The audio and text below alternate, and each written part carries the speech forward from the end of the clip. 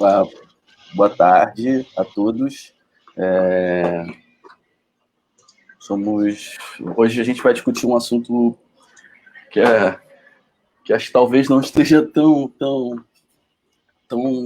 aceso dentro da mídia, mas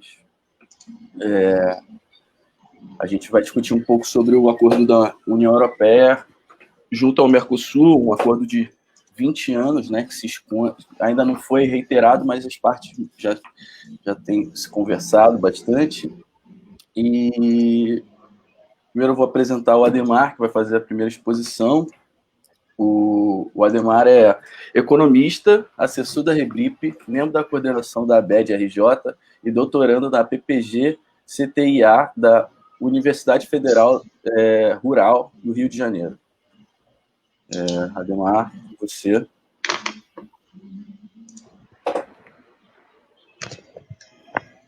Boa tarde a todas e todos. Boa tarde, Márcia. Boa tarde, Felipe. Enfim, a gente vai tentar apresentar e discutir um pouco esse acordo que foi costurado, né, entre os negociadores até agora do Mercosul e da União Europeia. Né? Ele está em discussão, tem um rito de aprovação, portanto ele não está vigente ainda. O que acabou foi o processo de negociação, né? E levantar alguns problemas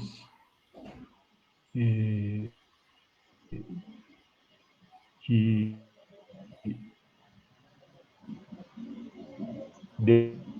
decorrem aí desse.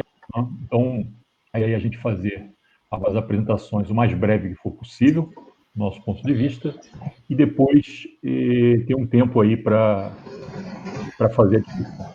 Então, vamos lá. Eu preparei uma exposição em PowerPoint que eu acho que pode ajudar a sistematizar, até porque o assunto é amplo e se eu não trabalhar com alguma coisa razoavelmente sistematizada, o tempo pode ir longe. Né? Então, eu pediria que o Felipe colocasse aí na tela o PowerPoint da exposição.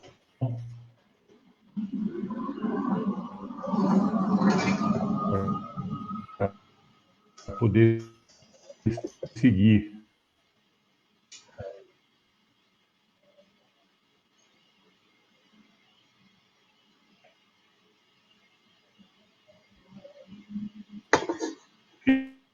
Felipe, está na tela?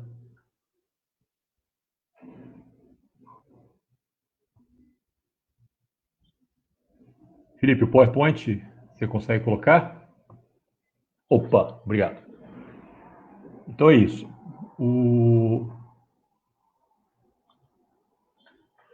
Então, para começar, esse acordo, na verdade, foi um processo longuíssimo, né, de negociação, que começou lá em 95, né, para quem acompanha as discussões de comércio, né, em 95 também é o ano que começa a funcionar a Organização Mundial do Comércio, né, é o ano também que começam as negociações fracassadas aí para a Constituição da Área de Livre Comércio das Américas, a ALCA, né, e também a data inicial do acordo de cooperação inicial entre o Mercosul e a União Europeia, né, que, digamos, começa a ser negociado nos seus méritos a partir de 99 com o Acordo Marco, que desenha um pouco o que vai ser conversado, enfim, quais os limites dessa conversa. Essa data, ela só é importante, né, para a gente tomar em consideração, porque apesar de ser um acordo que o tempo todo ele teve travamentos aí, parou de ser negociado, foi congelado, enfim, ele não apresentou rupturas formais. A diplomacia sempre tratou de seguir as conversas como se não houvesse ruptura, embora em alguns momentos ele tenha parado por longos períodos, né? Então, a essência do acordo marco ela fica com essa referência lá de trás, né, lá do final dos anos 90. E isso daí, em alguns dos tópicos de discussão, como, por exemplo, investimentos, isso é importante, porque isso acabou restringindo muito a abrangência das discussões de investimento no nível das conversas entre Mercosul e União Europeia ao que era a conversa naquele momento lá atrás, né? Não incorporando aí muitos avanços no sentido do aprofundamento, da liberalização e das garantias aos investidores que foram acontecendo a partir daí. Os acordos de investimentos mudaram muito, né? E essas mudanças de essência elas puderam ser contornadas aí no acordo Mercosul-União Europeia, porque a referência era o acordo marco lá de trás, com as discussões de investimento daquele período. As discussões elas também seguem durante algum tempo num paralelo aí com a ALCA, né, com a questão da área de livre comércio das Américas, a discussão na qual o principal interlocutor eram os Estados Unidos, né? Então é meio que uma tentativa de pesar na balança, né, uma integração comercial com os Estados Unidos e uma integração comercial com a Europa. E esse paralelismo foi usado várias vezes nesse processo negocial para dizer, olha, temos uma alternativa, podemos ir com vocês ou podemos ir por outro lado, né? Isso é importante. Um outro tema importante é que no meio desse caminho aí, especialmente na primeira década desse novo século, né, do século XXI, cresce o processo de relação com a China, né? E isso também é muito importante, por quê? Porque ao abrir os mercados agrícolas, especialmente da China, você tira uma pressão que existia, especialmente por parte do agronegócio brasileiro e também dos outros países do Mercosul, no sentido de abrir mercados para eles na Europa e nos Estados Unidos, né? Então, a China funciona como uma válvula de escape e deixa de haver pressão. É isso que explica, por exemplo, que na segunda metade dessa primeira década, né, a partir de 2005, 2006, quando vai crescendo o comércio com a China, não tenha muita pressão para você ou retomar as conversas da ALCA ou acelerar e fechar o acordo com a União Europeia, né, por conta de que havia um novo grande mercado aparecendo, né? Apesar disso, as conversas para o acordo com a União Europeia elas são retomadas a partir de 2010, né, no encontro ibero-americano em Madrid.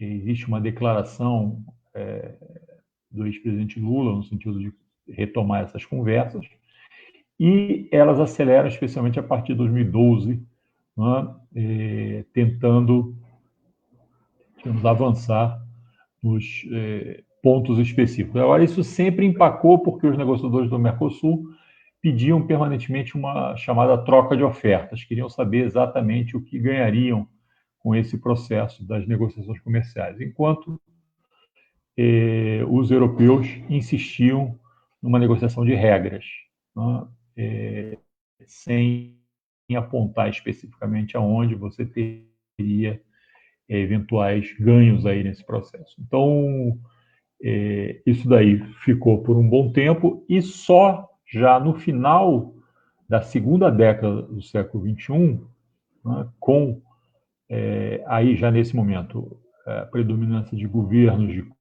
corte mais liberal na área do Mercosul, especialmente Brasil e Argentina. Primeiro, a ruptura institucional que resulta no governo Temer no Brasil, o governo Macri na Argentina, que é eleito, e depois a eleição do governo Bolsonaro, é que essas negociações começam a apontar no sentido de um fechamento das conversas, né?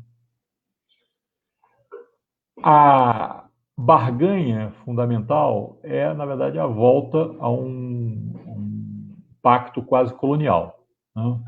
Então, o Mercosul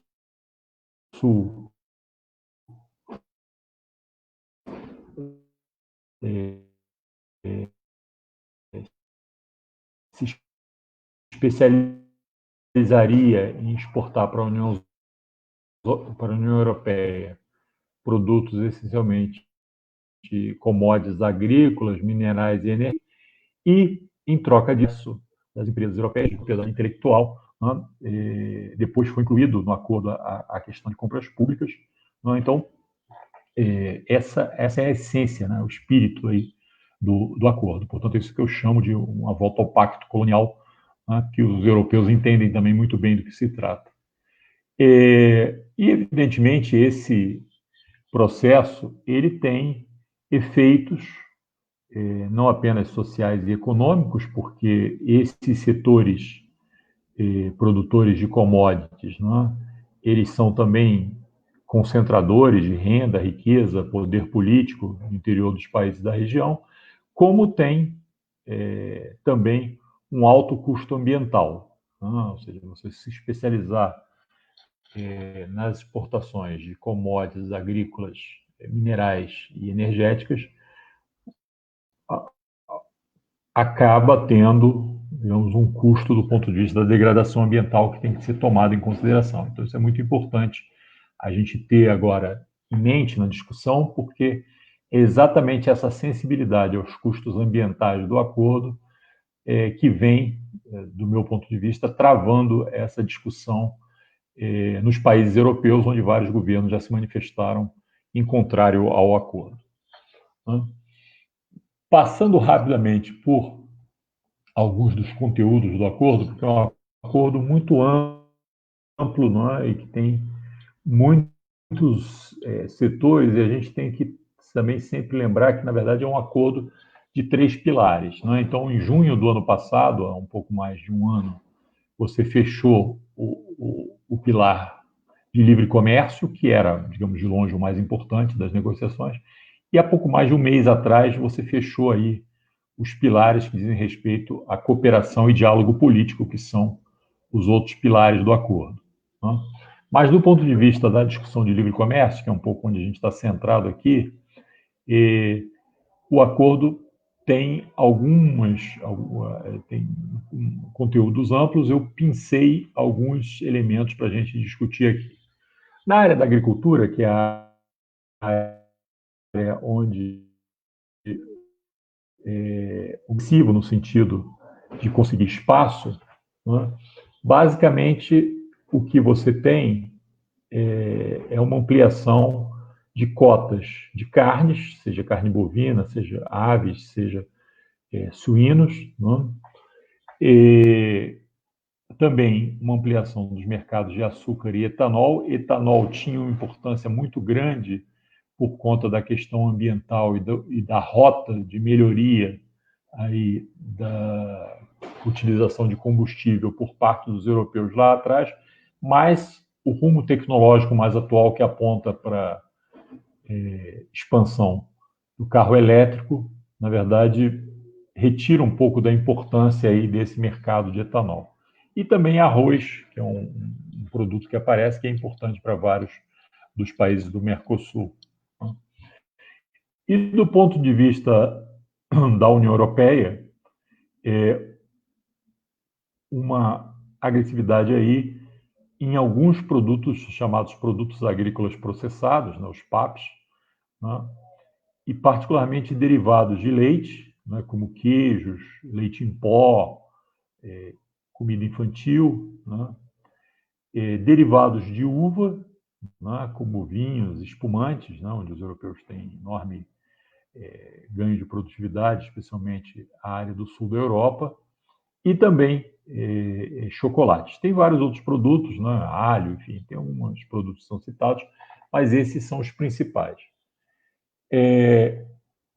Do ponto de vista de bens industriais, aí é que é a questão mais complicada, porque, na verdade, o Mercosul tem pouca competitividade na maior parte dos setores industriais. Então, o que é apresentado como vantagem do Mercosul nessa área, na verdade, é uma área de produtos que são semi-manufaturados, não é? Que são aí, produtos do processamento de soja, com óleo, torta para alimentação animal, etc., celulose,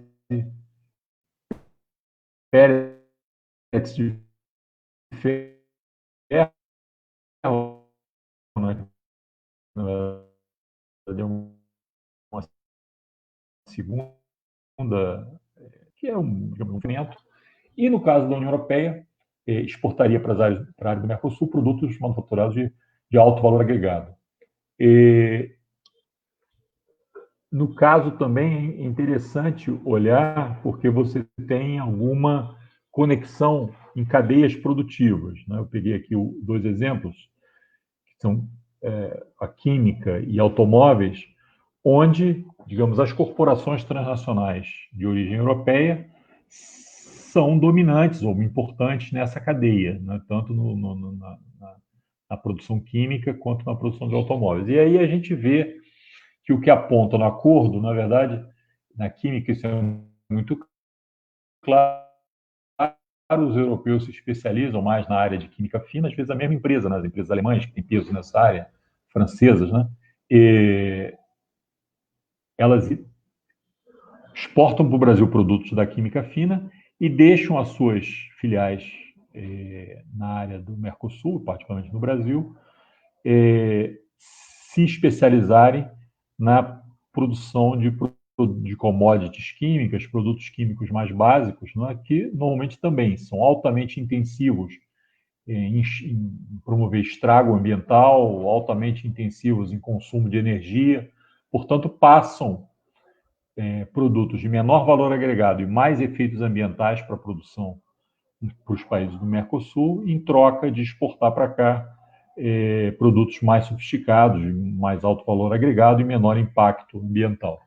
Na área de automóveis também, uma provável... Aí houve muita resistência, né, por conta, inclusive, das filiais instaladas em Brasil e Argentina, a respeito do acordo automotivo. Algumas empresas tinham feito investimentos e precisavam de tempo de adaptação, né? E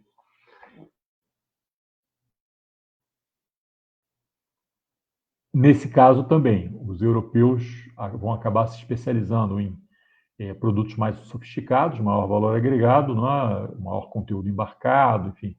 E também as matrizes das empresas que operam aqui vão ser as que desenvolvem tecnologia, design, etc., né? E os produtos produzidos pelo Mercosul serão os...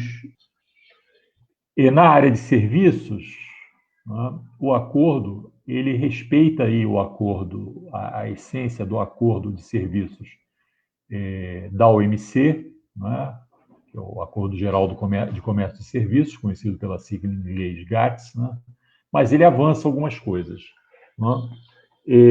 Além disso, o acordo ele especifica para os 4 países da região 4 áreas específicas, né, dentro de serviços, que são telecomunicações, serviços postais, a questão de comércio eletrônico e serviços financeiros, que pode, inclusive, ser acoplado com outro capítulo, que é o da liberalização e garantia da movimentação do país, do faz a sua lista de ofertas a nível nacional. Então, no caso do Brasil, se diz muito, né, que o Brasil tentou preservar setores como defesa, saúde, setores ligados ao petróleo, né, mas, por outro lado, ofereceu aí setores que já tinham ficado numa situação difícil, que são setores de construção, né, engenharia, serviços de engenharia, etc., o comércio varejista e navegação de cabotagem, entre outros, né? E o que é sempre um ponto problemático, tem alguma liberalização na área de modo 4, né?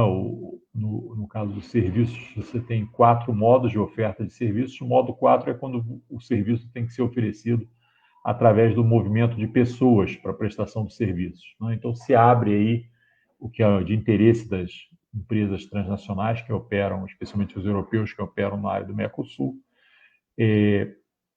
facilidades para a movimentação de técnicos e alto pessoal administrativo, diretores das empresas. Na área de propriedade intelectual, você avançou numa discussão, que é uma discussão muito cara para os europeus, que é a questão das denominações de origem, né? Especialmente os produtos agrícolas e agrícolas processados da Europa trabalham e aprofundam a questão de denominações de origem, e sempre foi uma demanda forte dos europeus, o que em algumas áreas do Mercosul, por conta da vinda de imigrantes europeus para cá, isso dava algum problema, porque esses imigrantes que vieram, eles trouxeram também tecnologia.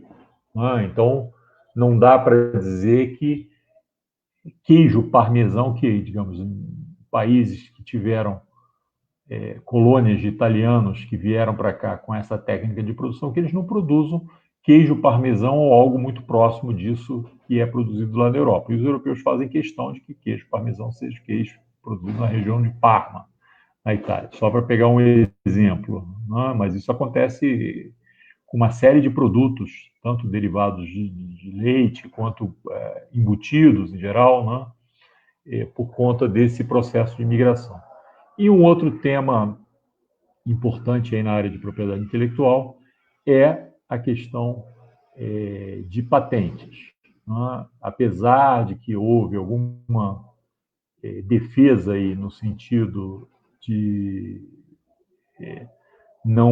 de garantir, por exemplo, a possibilidade de utilização de medicamentos genéricos, de programas de saúde dos países da região, há um compromisso dos países do Mercosul de modernizar a sua legislação no que diz respeito a patentes. Isso, evidentemente, pode ter consequências aí do ponto de vista do futuro do regramento de patentes.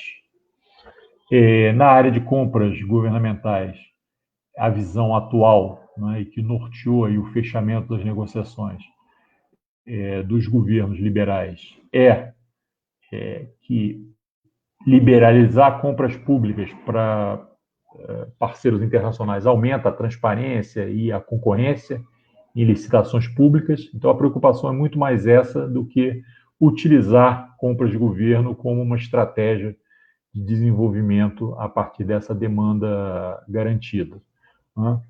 E, além disso, o que é uma questão complicada, se colocou no acordo que vai ser feita uma ampla consulta a estados e municípios com inclusão desses entes federativos, estados e municípios, que somem 65% do PIB, o que é, do ponto de vista da legislação brasileira, uma interferência na autonomia de estados e municípios no sentido de promover políticas de desenvolvimento local.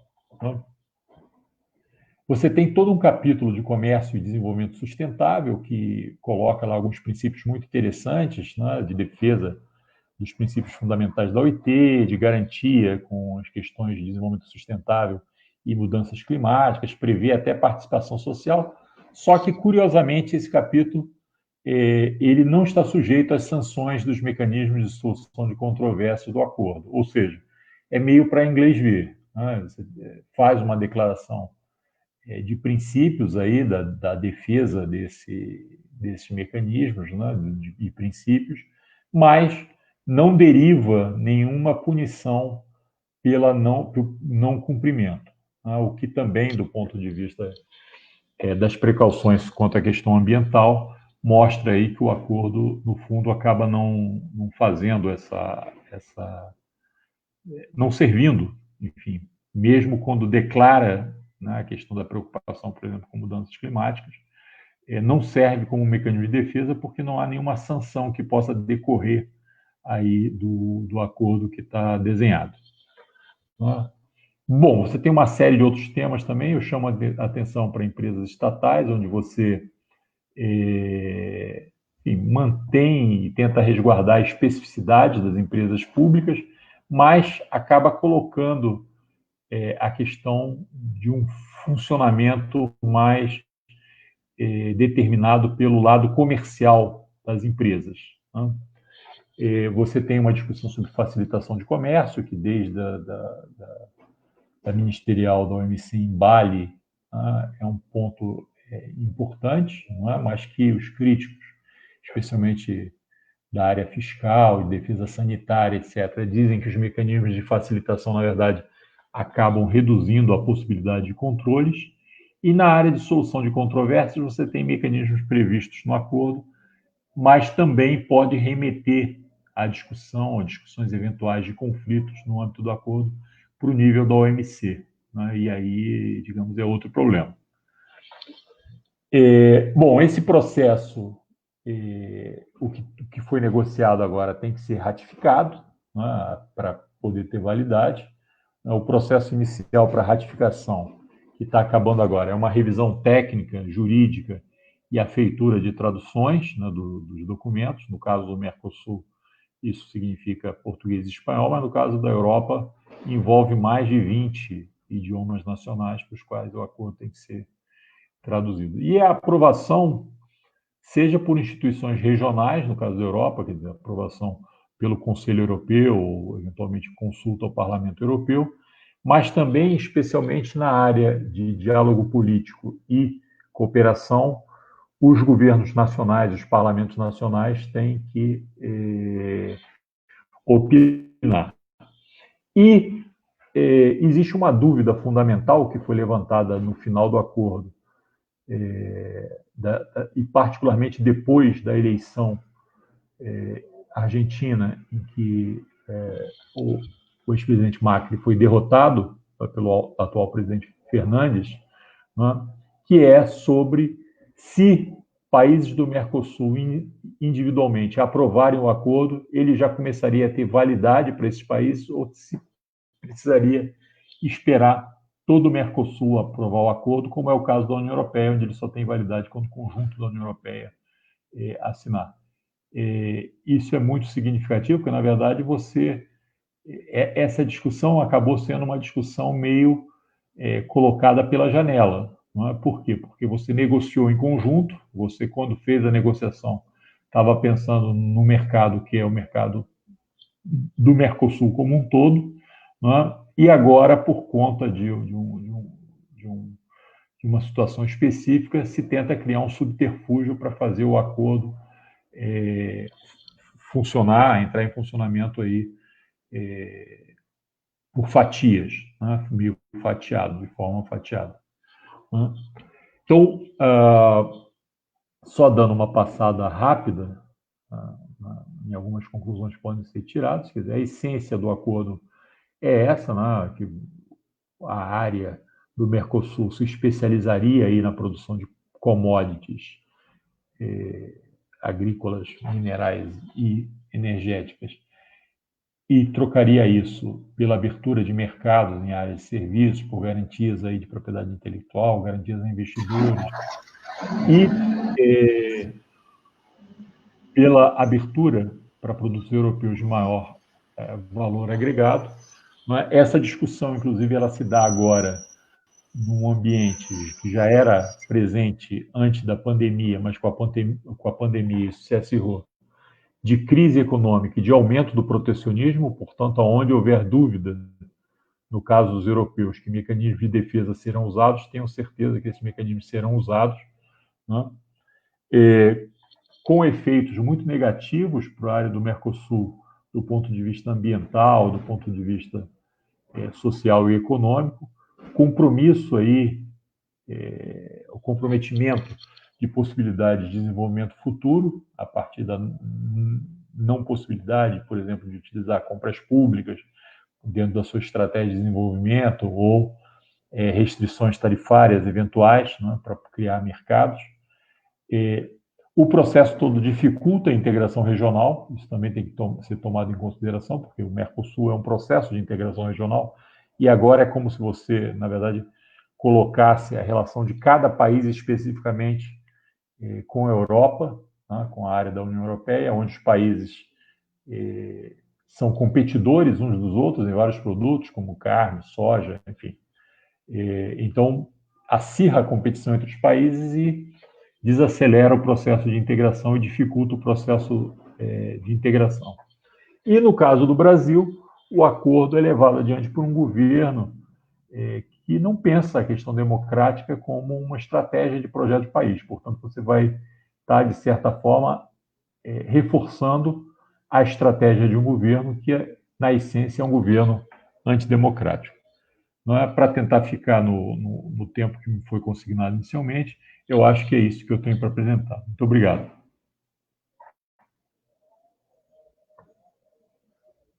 Opa, muito obrigado, Ademar. Agora a gente vai passar a palavra para a professora Marta Castilho. Por favor, se apresente e... Você está me ouvindo? Não sei. Tá? Marta, você está com o seu som desligado.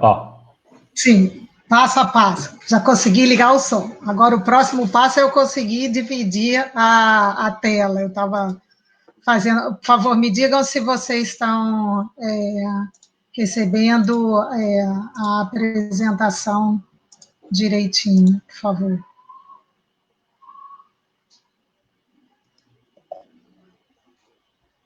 Vocês conseguem ver? Sim, sim. Perfeito. Bom, boa tarde. Sim. É um prazer estar aqui discutindo com a Ademar sobre esse assunto.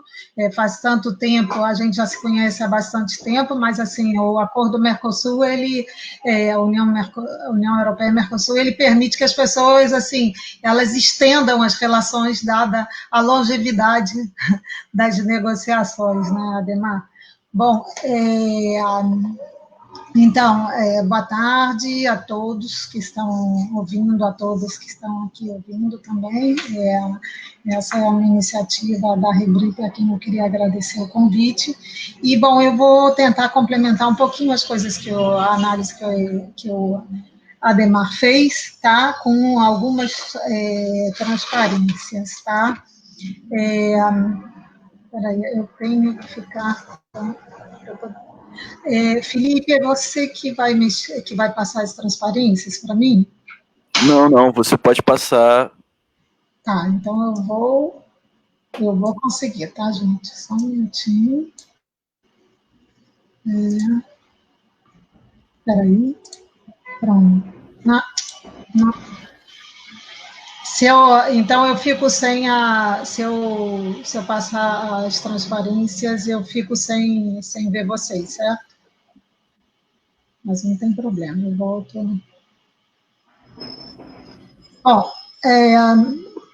o que eu queria dizer, grosso modo, eu acho que uma avaliação mais geral, é que eu acho que esse acordo, ele tinha em seu princípio, ele tinha alguns aspectos positivos e alguns negativos, né? Ele apareceu numa época em que justamente você vinha surgindo meio que em concorrência com a iniciativa dos Estados Unidos para as Américas, que acabou se transformando na ALCA, como o Ademar falou. Você tinha um acordo que se propunha a ir além do comércio, incluindo questões políticas, que na época nem nos era tão cara, e tinha um papel também de incentivar, ou pelo menos buscava, ainda que resguardando evidentemente os interesses da União Europeia, tinha de alguma forma um incentivo para a integração regional do Mercosul, né? Como o Ademar bem falou, ele, ao longo do tempo, esse acordo ele piorou por diversas razões. A questão da democracia está claro que perdeu força. Hoje, se os países europeus vêm questionamentos, a própria aprovação do acordo diz respeito mais às questões ambientais, sem minimizar a importância dessas ações, mas pouco se fala das ameaças à democracia aqui no Cone Sul. Então, a meu ver, essa pata, né, perdeu importância. você tem, por razões diversas, e algumas delas colocadas pelo Adhemar, ao longo do tempo, o acordo foi se ampliando e foi cada vez mais entrando em áreas e se aprofundando em áreas, caracterizando um acordo que é mais profundo do que as regras multilaterais, e isso com consequências perversas. Marta, só um segundo, é porque as pessoas estão dizendo aqui que o seu slide está pela metade. Tá, vamos ver, então, o que eu faço.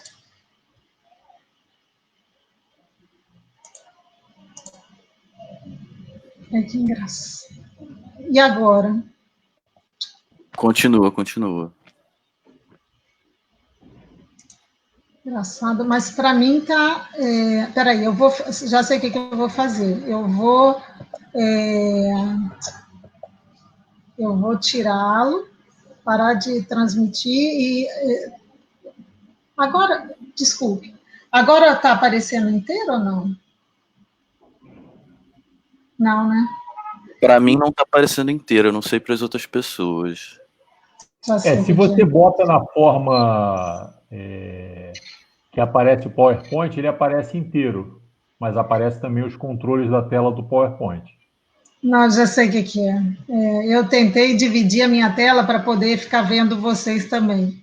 E aí eu dividi com todo mundo esse compartilhamento. Eu vou interromper e volto, tá? Porque ele não está voltando. Então, pronto.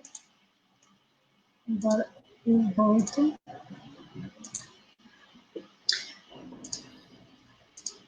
Espero que agora... Que tal, gente?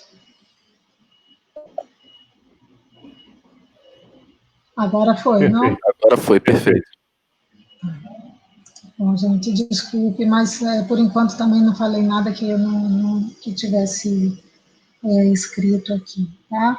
Então, eu acho que, assim, ao longo do tempo, esse acordo piorou. Ele deixou as coisas, os aspectos que eram positivos foram deixados de lado, como incentivo à integração no Mercosul e, assim, essa pata, né, esse aspecto de reforço da democracia e que estão na parte de cooperação, e, por outro lado, as disciplinas cobertas e a profundidade dessas disciplinas foram se ampliando de forma a se tornar um acordo, como a gente chama, OMC Plus, né?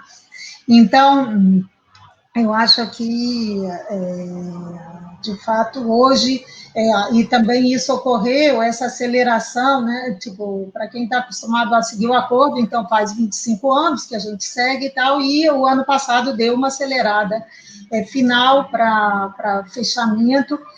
Isso claramente só foi possível pela guinada liberal do governo Bolsonaro, e também o desespero eleitoral do Macri, uma coincidência de 6 meses de 2 governos com bastante liberal e que em 6 meses conseguiram reverter toda a resistência a alguns temas que, a meu ver, eram sensíveis para o Mercosul. Tá? Eu vou falar um pouquinho mais sobre o comércio de bens, tá? Também acho que já foi falado um pouco aqui.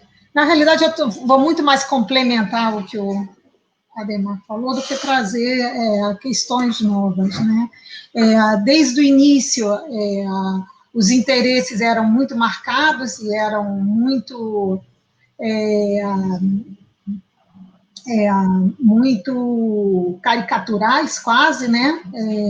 Então, o Mercosul tinha interesse na melhora do acesso para os produtos agrícolas e a União Europeia a melhora de acesso para os produtos industriais. Bom, e tinha interesse em outras áreas também, como serviços, e outros temas, investimento, a propriedade intelectual, compras governamentais, que também antes não eram... e esses assuntos, os interesses europeus, eles foram durante muito tempo tratados, como é que eu posso dizer, o Mercosul, ele resguardava seus interesses e conseguia manter, e por isso, inclusive, emperrou durante muito tempo as negociações, os agricultores europeus, por seu lado, também resistindo e fazendo sua pressão para que o acordo não fosse assinado, né? Existe recentemente eu tinha feito um levantamento dos estudos e das avaliações empíricas sobre os ganhos e perdas dos acordos, né? E assim, se a gente pega ao longo do tempo, existem estudos com diversas metodologias, mas, em geral, eles convergem nos resultados em termos de ganhos para os dois blocos, né? E que assim, às vezes a gente usa até umas metodologias mais sofisticadas, mas o resultado esperado é encontrado até com essas metodologias mais sofisticadas. Em geral, dependendo da abertura na agricultura, o Mercosul ganha um pouquinho mais, e a União Europeia, dependendo da abertura que o Mercosul concedesse na área industrial, eles tinham ganhos. Mas, em geral, não existem milagres. Os estudos simplesmente corroboram isso que é esperado a partir da simples análise da configuração da proteção, né, dos níveis de proteção, que eu ilustrei aqui embaixo. A indústria é muito mais protegida, muito mais protegida aqui no Mercosul, né? Vocês podem ver aqui que a tarifa, sobretudo não agrícola, no Mercosul é muito mais elevado do que 13,9, enquanto na entrada da União Europeia, em média, 4,2, né? E já a agricultura, o cenário se inverte. Então, é isso, o Brasil está tentando reduzir esses 12 e a União Europeia tentando reduzir esses 13,9%, né? A redução dessas tarifas traria ganhos nesses respectivos setores para os dois países. Mas a questão é que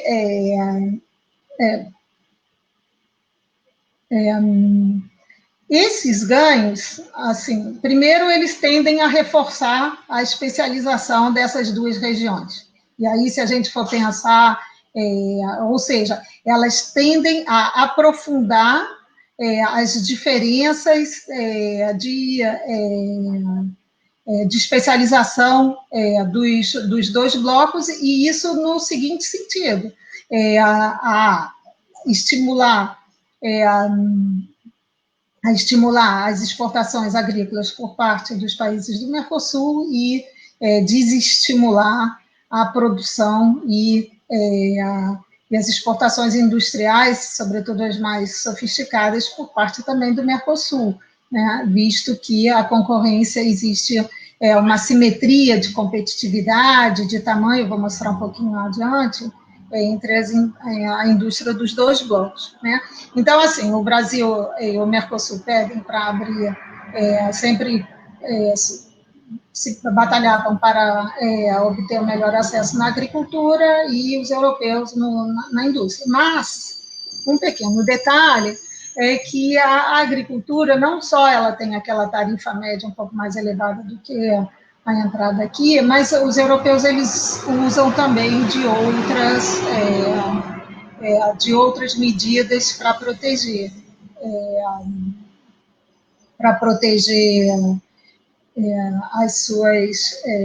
a produção agrícola local, né, proteger as importações. E aí, no acordo, né, hoje em dia as cotas por simples não são mais autorizadas, a não ser em casos muito específicos pela OMC, mas cotas tarifárias são possíveis. Então, uma coisa que está inclusa no acordo são as cotas tarifárias, que podem permitir ou uma redução das tarifas para uma mesma quantidade, ou aumentar a quantidade que entra sobre uma tarifa que normalmente é inferior à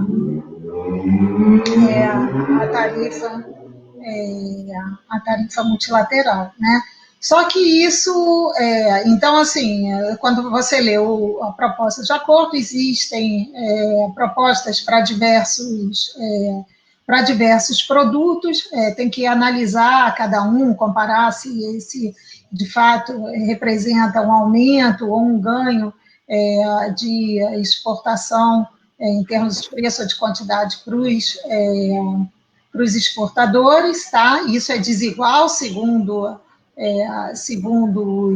os produtos, tá? Mas ainda tem um outro detalhe, é que isso vai depender também de como você vai definir a regra de distribuição das licenças, tá? Se vão ficar com os exportadores, se a renda decorrente dessa cota tarifária, ela fica para os exportadores ou para os importadores, tá?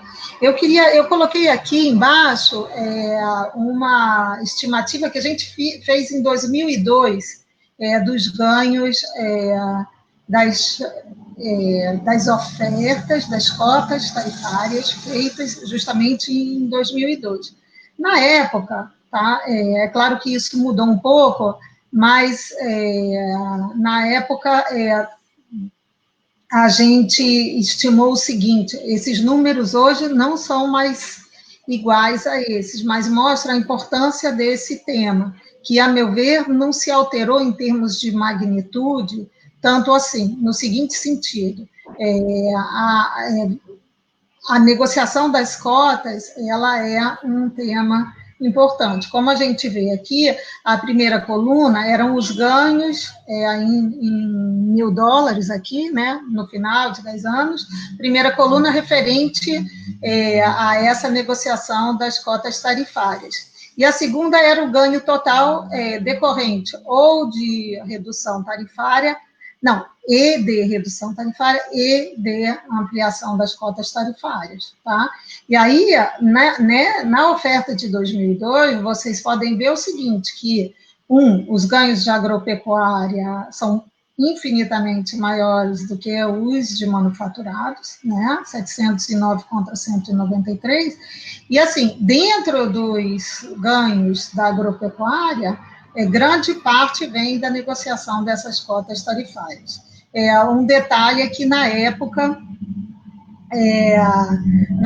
a questão do etanol era muito relevante, a gente tinha uma perspectiva de ampliar as exportações, e, inclusive, é uma coisa que vai ser conectada com a discussão das exportações de automóveis, que e a questão ambiental, claro, né, esses três elementos estão conectados. Nessa época, as exportações de etanol, elas tinham a perspectiva de fazer parte de uma estratégia de mudança na matriz energética, sobretudo para o uso de combustível automotor, né?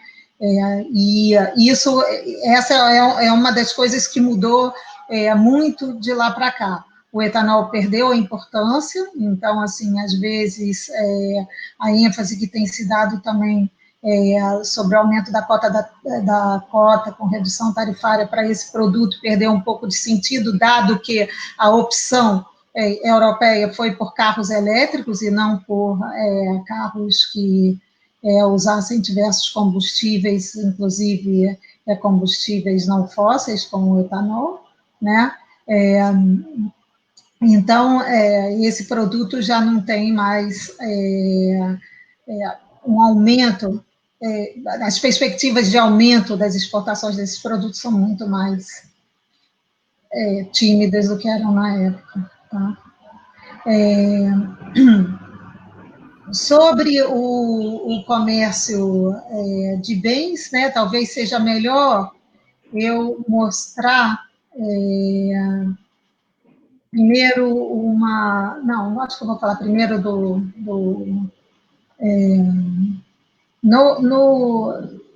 na área de comércio de bens, a questão falando dos produtos industriais, né, como eu mostrei aqui, a tarifa na entrada da União Europeia é muito baixa, relativamente baixa, né? Existem algumas tarifas, essa é uma média, mas a máxima, inclusive, vocês podem ver que é inferior à nossa. Então, assim, não só a gente tem poucas possibilidades de ganhar na entrada da União Europeia, né, porque os ganhos de acesso ao mercado europeu são relativamente reduzidos, como a gente não tem condições, em muitos casos, de concorrer com os produtos nem europeus, nem asiáticos que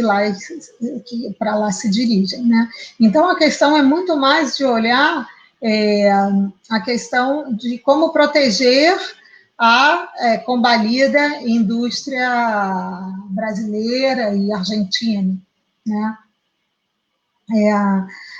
Os setores que parecem ser mais sensíveis são os setores químicos e, sobretudo, automóveis, tá? Automóveis tão mais sensível que a gente vê no acordo um tratamento diferenciado em relação aos demais produtos, né? Existe um calendário, um escalonamento da liberalização, um escalonamento mais longo, com uma cota tarifária nos primeiros 7 anos, né? E uma redução que vai se acelerar a partir lá do 10º ano, já sem cota tarifária, né? Para as autopeças, essa redução é linear, não tem esse prazo inicial mais alongado e protegido por quantidade. Vale dizer que hoje a União Europeia já é um grande fornecedor de automóveis e, sobretudo, de autopeças, quando a gente olha o caso brasileiro, né?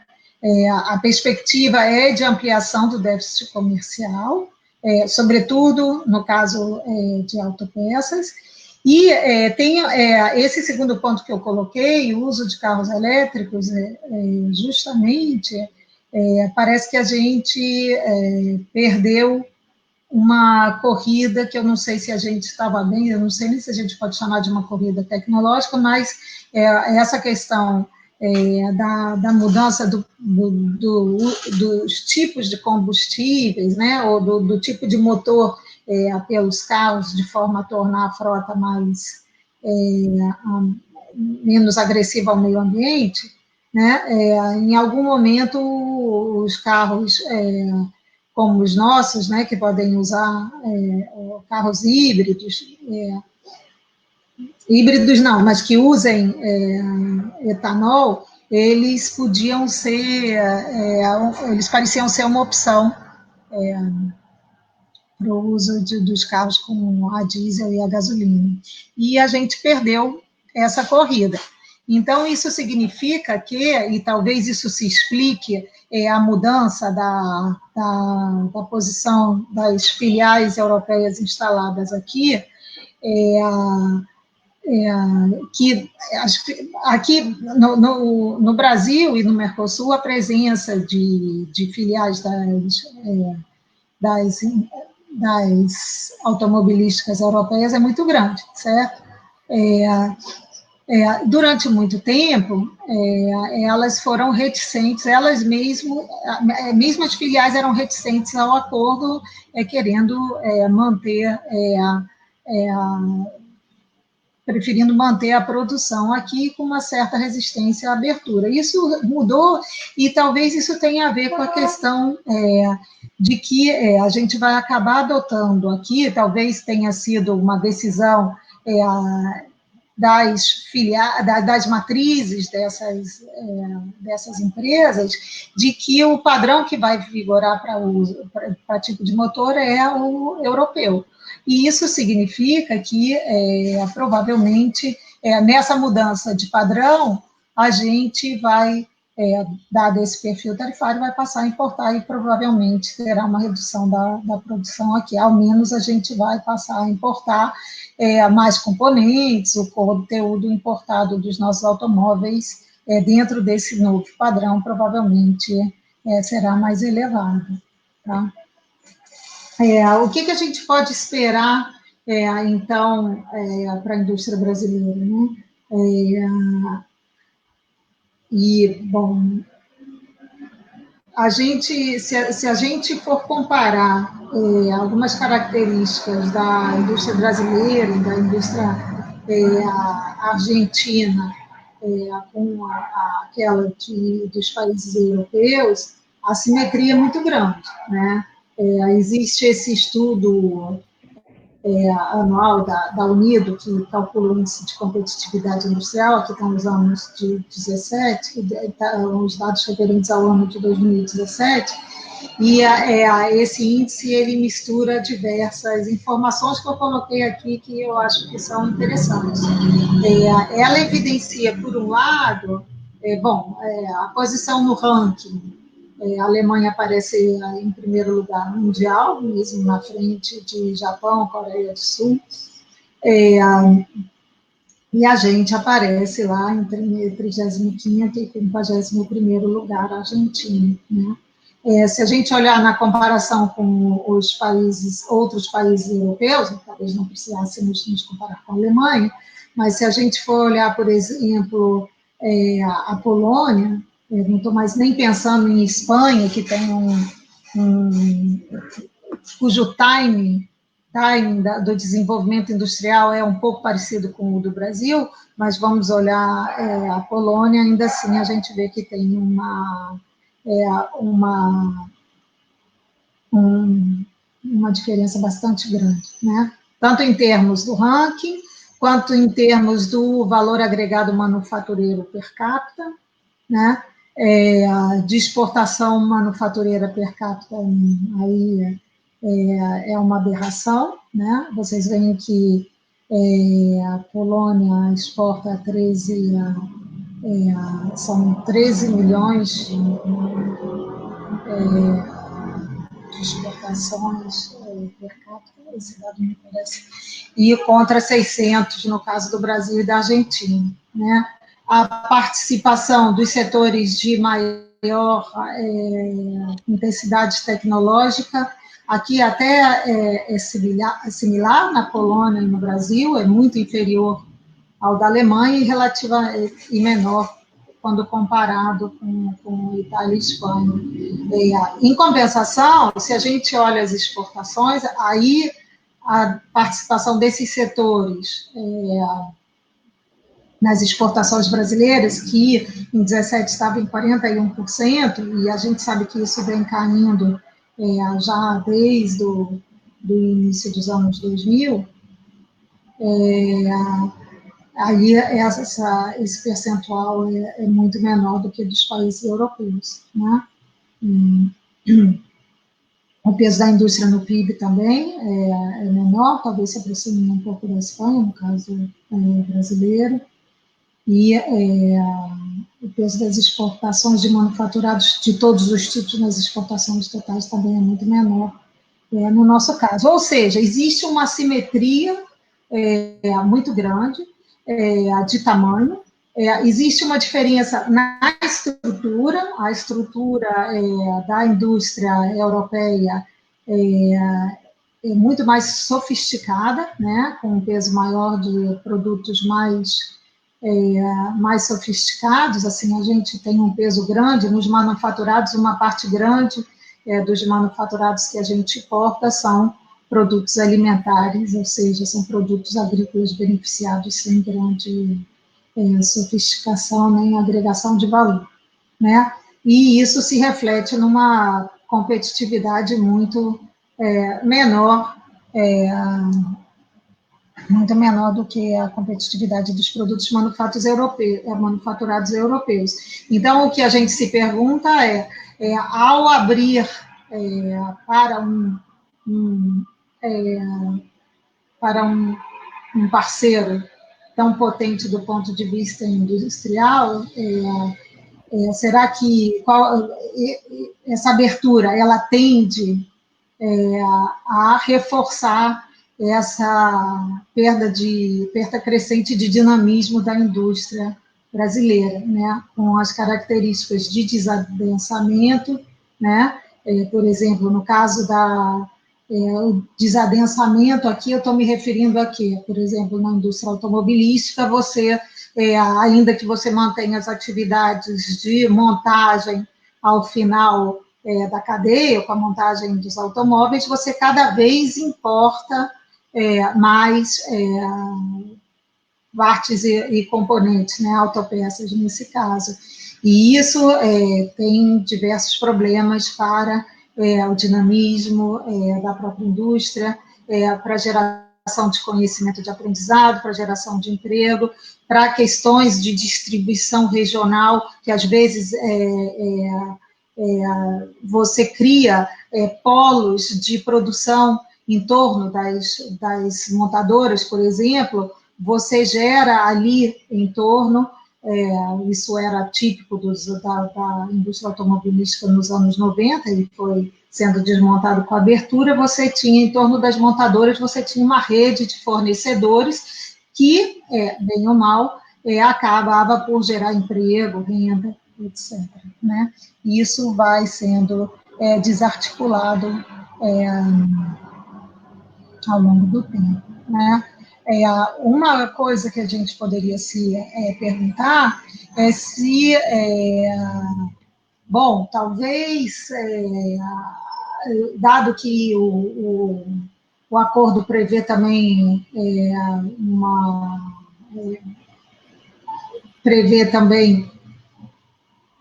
mudanças referentes à regulamentação do investimento direto estrangeiro, né, dando maior segurança aos investidores, etc., que isso poderia ter uma influência positiva, uma contribuição positiva para a indústria, né? Ou seja, a gente perderia um pouco no lado comercial e talvez tivesse algum ganho do lado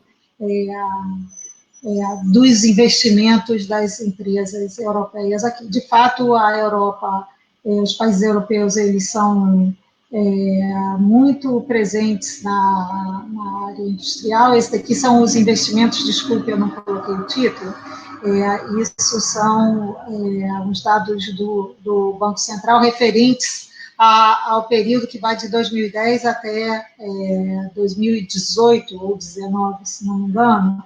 E aí, assim, eu comparo os investimentos da UE no Brasil, os acumulados ao longo desse período, com o total de todos os países aqui no Brasil.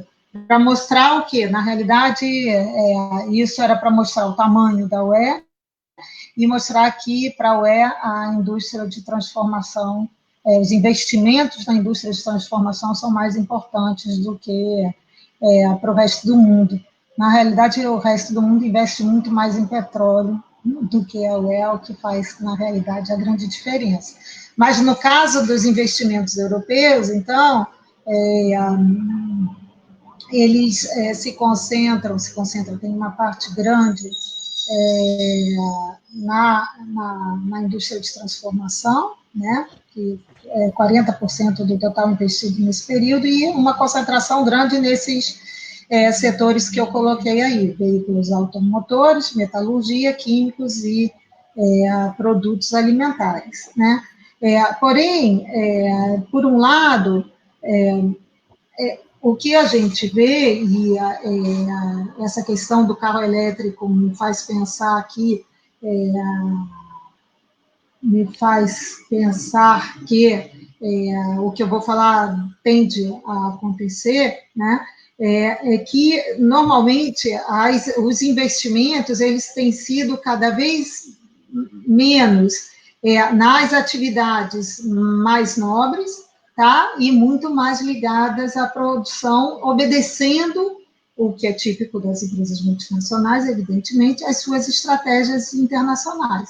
Então, por exemplo, na questão dos veículos, o padrão que vai vigorar é provavelmente aquele escolhido pelas matrizes, no que se refere aos motores elétricos, e isso provavelmente vai trazer uma diferença no tipo de investimento e no tipo de produção que será feito aqui.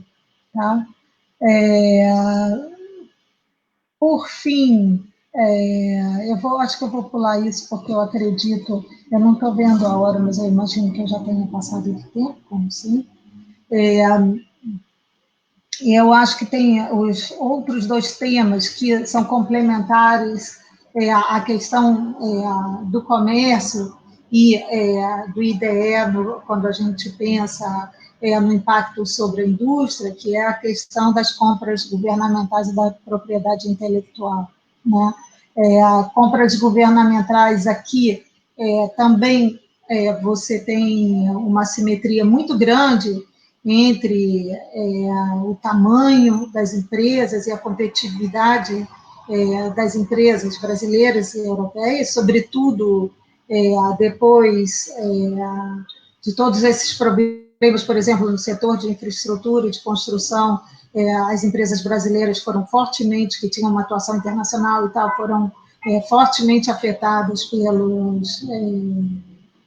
Lava Jato, pelas operações da Lava Jato, né? E a gente viu o encolhimento dessas empresas. Então, assim, nessa área de infraestrutura e construção, fica claro que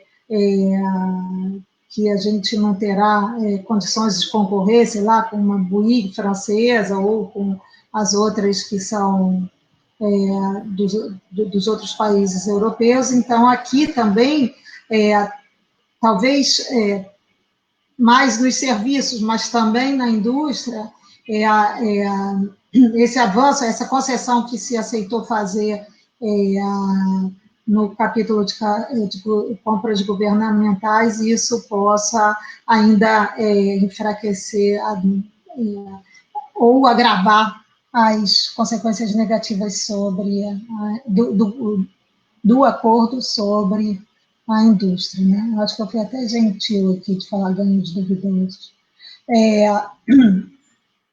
No caso da propriedade intelectual, também a gente sabe que os direitos de propriedade intelectual são um instrumento importante para os países poderem desenvolver setores mais sofisticados, né? Por exemplo, a questão dos remédios é a melhor ilustração nesse sentido, e não é à toa que o Mercosul conseguiu, insistiu num regime diferente para os genéricos, mas mesmo assim isso dá um certo temor que seja um empecilho para que a gente possa, num momento em que a gente tenha um governo mais simpático, a retomada de políticas de desenvolvimento produtivo, que a gente tenha perdido esse instrumento. Né? E aí eu acho que eu coloquei essa transparência aqui para falar isso, mas também porque sobre esse último ponto das apelações de origem, né? Que, para quem acompanhou a assinatura o ano passado, os grandes jornais mostravam com muito entusiasmo a assinatura, esse ponto, né, chamavam a atenção, e aí falavam, olha, agora esse tema é de origem, é de interesse dos europeus, o Adhemar falou muito bem, e aí falava, e vejam bem, a cachaça, o queijo de Minas e o pão de queijo, estou brincando, mas falavam de, sei lá, 4 ou 5 produtos que eram de interesse do Brasil, né, e dos sul-americanos. Só para dizer que eu acho que isso daí, essa abordagem, assim, tanto esse tema quanto a maneira que ele saía na grande imprensa, ele ilustrava muito bem, era uma boa ilustração do acordo, né? Se vendia como uma coisa muito positiva, mas na realidade era muito ligada aos interesses europeus. Então, para terminar, eu acho que assim os ganhos comerciais, eu não tenho muito como avaliar os ganhos ou os benefícios associados aos outros pontos do acordo. Eu me foquei mais na questão comercial, mas desde já manifesto meu pessimismo em relação à defesa europeia da democracia, dada a posição dos governos agora e também desde do golpe e outras ameaças à democracia, a falta de cobertura que se deu para esses fatos aqui na imprensa e mesmo por parte dos governos europeus. Então, vamos olhar o que temos para a questão comercial. Acho que os ganhos decorrentes de um acordo como esse, eles se localizam na área agrícola, ainda assim sujeitas às limitações relacionadas às cotas, mas também tem uma outra coisa que está prevista nesse acordo, é que em determinadas condições os países podem fazer uso de uma salvaguarda, e isso já foi evocado, foi utilizado pelos governos europeus para acalmar os seus agricultores, né? Dizendo, olha, vejam bem, nós estamos fazendo um acordo com a abertura dos mercados agrícolas, mas existem limitações de cotas e qualquer coisa a gente usa as salvaguardas que estão contempladas pelo acordo. Tá? Então, os ganhos tendem a se concentrar nessa área, mas ainda assim são concentrados em poucos produtos e tem algumas limitações. O que a indústria, o que a gente espera para a indústria? Os europeus são um concorrente potencial, são um concorrente, importante, né? Em termos de competitividade, em termos de dinamismo tecnológico, né? E a isso eu faço referência à imposição de padrões, por exemplo, tecnológicos, produtivos, e com uma assimetria muito grande, né? Então, e as disciplinas as regras referentes à propriedade intelectual e compras governamentais, a meu ver, tendem a reforçar essa maior abertura, essa maior exposição e fragilização e perda de espaço para fazer política industrial, tecnológica, aqui no Cone Sul, tá? Ou seja, eu tendo a achar que o acordo, tal qual, ele tende a aprofundar essa tendência à perda de dinamismo da indústria brasileira. Acho que é isso. Muito obrigado, Marta. Ademar, você tem alguma coisa para complementar? Quer falar mais alguma coisa? A gente já está em 1h13 de live. A gente tem 14 pessoas nos assistindo. Esse tema que é muito importante para a sociedade brasileira, né? Para o Mercosul no geral, e é uma coisa que realmente demonstra muito cara, e quando é mediatizado, ele é colocado sempre num ponto de vista liberalizante, nunca tem esse contraponto, né? Então, é isso. Talvez seja interessante ver se tem perguntas do pessoal que está assistindo. Eu acho que... não. Eu li aqui, não tinha nenhuma pergunta. Perguntei. Se as pessoas quiserem fazer alguma pergunta, a gente está aberto aqui. Se não, a gente já pode... A gente passou do tempo, né? Quer dizer, eu devo ter passado muito, gente. Essa história de... Não, mas enfim, não acho que ninguém vai fazer pergunta, galera. Então... Só comentar rapidamente uma coisa que a Marta falou, né, da questão de denominações de origem. Esse elemento, especialmente na Europa, foi uma coisa de grande propaganda, né, do acordo, que o Mercosul estaria reconhecendo as denominações de origem europeias. E no caso dos países do Mercosul, na verdade, o reconhecimento é muito pequeno, né, em relação à comparação com europeus.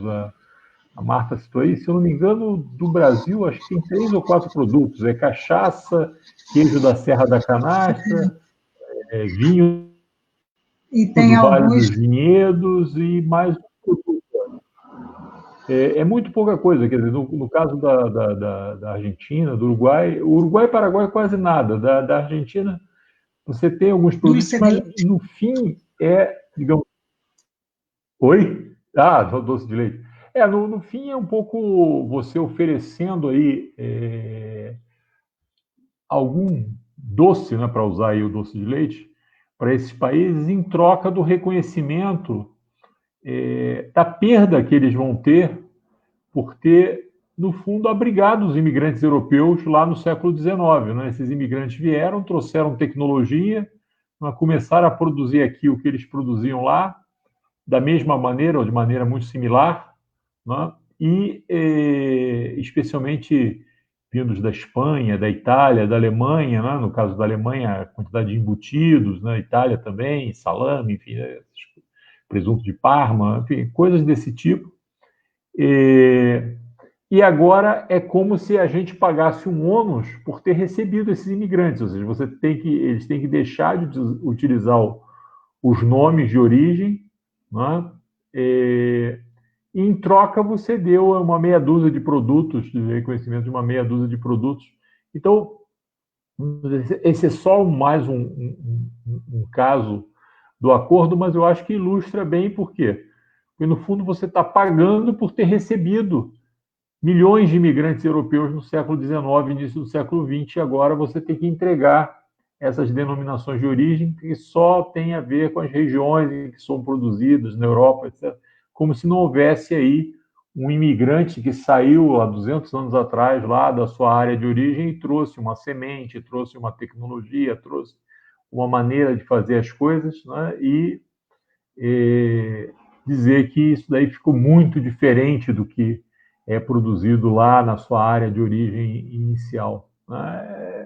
É mais um ponto aí ilustrativo, eu acho, desse tipo de acordo. Você acaba pagando 2 vezes. Vai pagar daqui para frente com a perda comercial e paga pelo passado porque vai pegar e tirar desse hoje, que hoje é cidadão do Brasil, da Argentina, o direito dele continuar fazendo o que ele faz há 150 anos, da mesma maneira, e agora não vai poder mais usar o nome que usava, não, queijo parmesão, ou, enfim, num tipo de vinho, né? Coisas desse tipo. Eu acho que é só mais um exemplo aí de perda, e aí, nesse caso, é uma perda histórica e cultural que o Mercosul vai estar pagando aí nessa brincadeira. E tem uma outra coisa que talvez a gente possa pensar, discutir aqui, Ademar, não sei o que você acha. Eu acho que sobre a assinatura do acordo, bom, essa história de você partilhar é um horror, mas assim reflete também um pouco a nossa posição aqui no Mercosul e a fragilidade do Mercosul diante dessa da conjuntura política aqui do Cone Sul, né? Mas existe uma resistência muito grande dos europeus, né? Eu estou achando que a gente ainda vai discutir disso durante muito tempo, Ademar. A demora que isso... Acho que a demora que vai se levar para assinar esses acordos vai ser grande. O que pode ser ruim, porque, assim, se em 25 anos em 25 anos ele piorou, a gente espera muito, eu não sei se pode significar que ele vai se tornar ainda pior, né?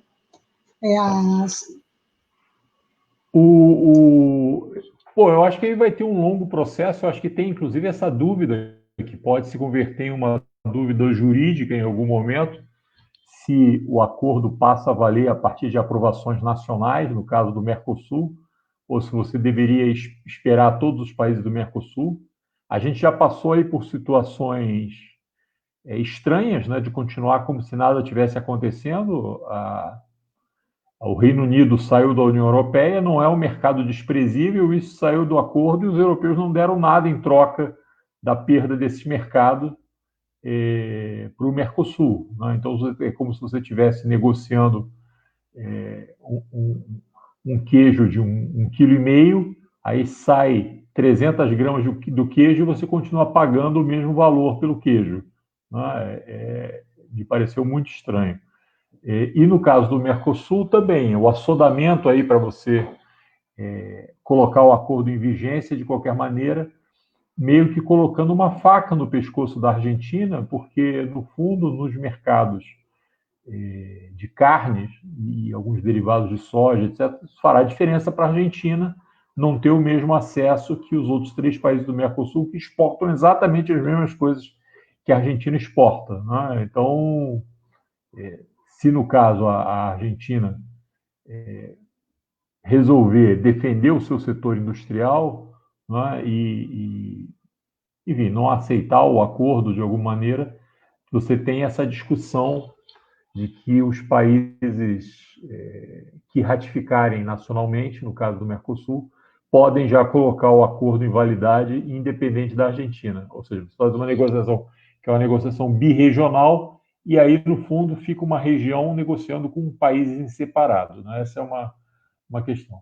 A outra questão que a Yara está colocando aí, a pergunta que ela coloca sobre as cláusulas ambientais, até do que eu vi, as questões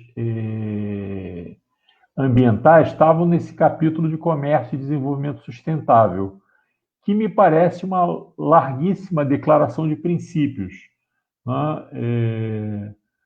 Por quê? Porque, na verdade, não estão sujeitos a questionamento no órgão de solução de controvérsias, né?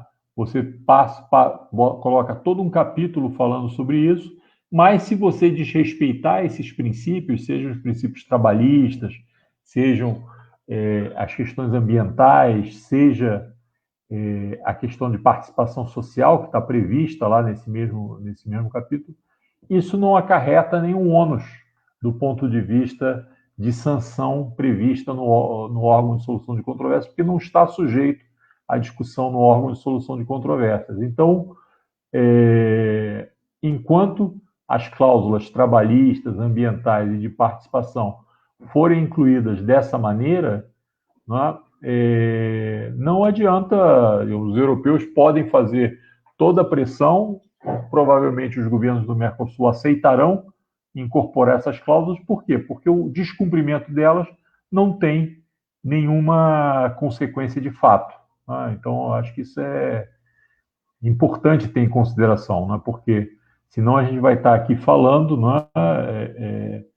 e isso é uma coisa que como que os argentinos chamam, uma saudação à bandeira. Você vai colocar lá um monte de cláusula, dizer que leva isso em consideração, mas na prática o descumprimento não tem consequências do ponto de vista de sanção no órgão de solução de controvérsias.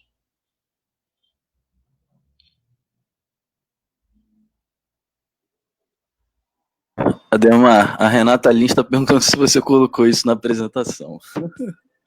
Não, eu coloquei quando eu estava falando, eu falei sobre isso também. E no texto que eu mandei, que eu acho que vai ser disponibilizado na página da Rubric, não é isso, Felipe? Isso, eu vou até falar. Que também na parte sustentável fala exatamente disso, né? Quer dizer, na verdade, é uma declaração. Mas é isso, tá lá como declaração de princípios, mas não tem nenhuma sanção que decorre disso aí. O que, aliás, é um tema que é um tema sensível, né? Um tema que a gente teria que fazer uma discussão mais aprofundada, né, sobre a utilização de cláusulas trabalhistas e ambientais, né? Mas se as pessoas querem usar isso, a forma como está conduzido a discussão no acordo não induz a nenhuma sanção no sentido de forçar o cumprimento, né, de acordos climáticos ou acordos trabalhistas, no caso da OIT, ou mesmo os mecanismos de participação social que estão previstos lá. Por quê? Porque se diz explicitamente que você não vai utilizar esses princípios para fazer questionamento no órgão de solução de controvérsias. Você quer falar mais? E um pouco a questão da cláusula, não sei se a gente chama de cláusula, mas as questões democráticas também entram aí, né? Faz parte de uma roupagem, uma bela roupagem, mas que não tem. Eu acho que no caso, as questões democráticas me chamam mais atenção ainda, porque talvez seja um momento particular aqui no Brasil. Mas pelo menos assim, na questão ambiental, você tem fica claro que existem resistências de grupos dentro dos países da União Europeia e no próprio Parlamento Europeu, no que se refere à conduta ambientalmente equivocada aqui no Brasil, né? E isso tem, inclusive, levado a questionamentos do acordo, etc. A questão, o que você está dizendo é que, assim, isso, para questões, não existe uma capacidade de enforcement do acordo para você questionar isso.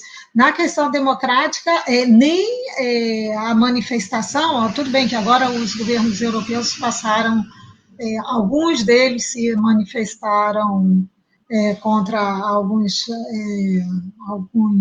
desvios nossos aqui, mas, assim, me parece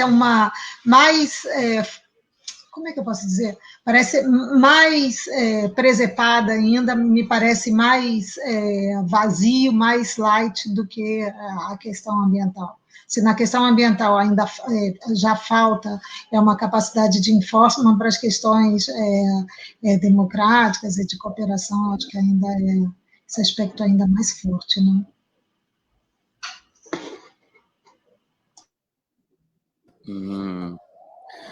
Vocês querem concluir? A gente pode concluir? Será que conclui? A gente pode, enfim.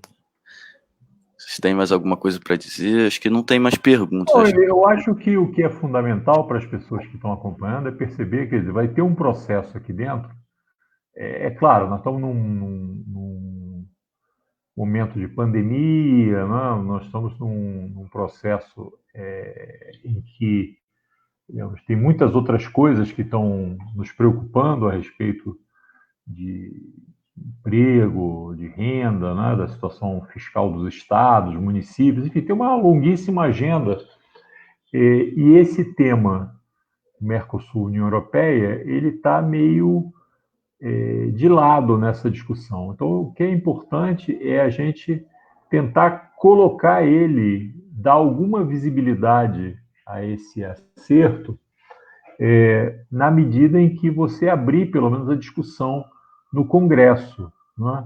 E eu acho que aí um ponto importante, já que a gente tem eleições municipais esse ano, é apontar nesse sentido, por exemplo, da questão de compras governamentais, né? Que você vai estar limitando aí a capacidade dos grandes municípios, né? Quando você fala aí 65% do PIB, vai acabar tendo que envolver alguns grandes municípios, né?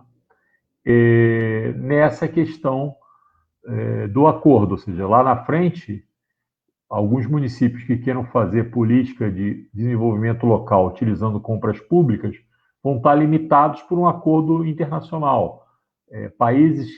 Municípios que tentem fazer, por exemplo, associar a questão do fornecimento à merenda escolar com a agricultura familiar, podem ser impedidos de fazer isso pura e simplesmente porque você tem um acordo internacional que obriga a fazer uma licitação internacional, onde, eventualmente, ao invés da vaquinha do seu Ezequiel, né, o leite vai chegar leite em pó europeu, né, a preço barato para fornecer para a merenda escolar. Então, é bom as pessoas começarem a prestar atenção, né, em que esse acordo, embora esteja muito escondido por uma conjuntura complexa, ele tem vários aspectos que vão afetar diretamente a vida das pessoas, né, e a capacidade dos vários níveis de fazer política pública, né, que precisam ser, pelo menos, levantados, né, para o Congresso saber o que ele está aprovando. Ele pode, eventualmente, aprovar, né, mas tem que saber, no fundo, o que ele está aprovando, né, para lá na frente alguém será responsabilizado por essas questões. E a gente sabe que o grande problema desses acordos de comércio, né, é que, uma vez vigentes, é muito difícil você sair dessa situação, ou seja, você sempre tem custos enormes para sair dessas cláusulas dos acordos de comércio, né? Então, melhor conversar agora e saber exatamente o que está sendo levado adiante, do que lá na frente ficar amarrado por alguma coisa que você vai dizer que desconhecia, né?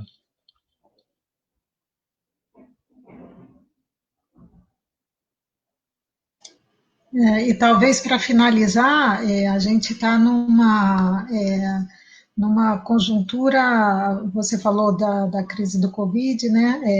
Quando a gente está numa conjuntura muito ruim, que me faz pensar um pouco o que aconteceu com, por exemplo, na cena internacional de comércio, lá no pós-crise de 2008, você teve um acirramento, assim, como alguns países perdem, alguns não, vários agora, mais ainda, perdem dinamismo, né?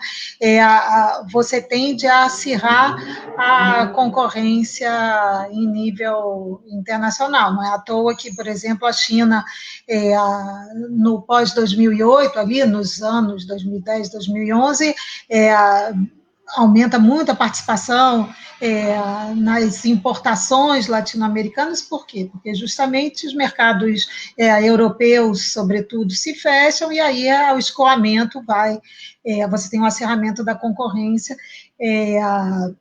e aí ele vai dirigir para parte dos produtos aqui para a América Latina. Agora a gente pode estar numa situação similar, dado que os países desenvolvidos todos estão numa época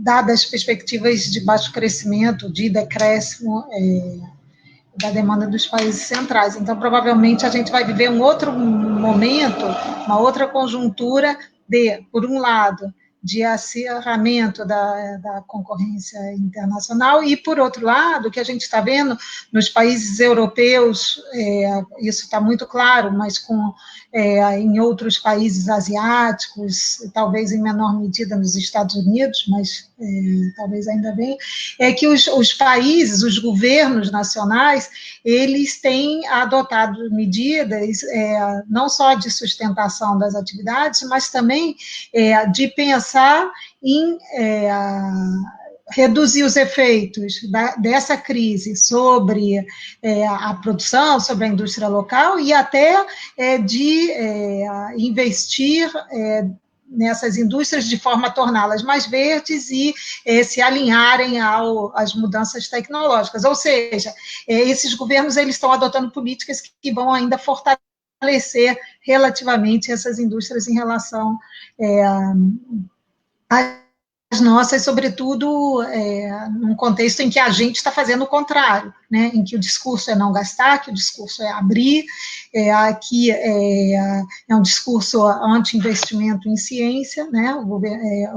Esse é o discurso público. Então, assim, esse momento, se a gente depender dessa correlação de forças para negociar e fechar e aprovar esse acordo, o resultado pode ser bastante negativo. Acho que sim.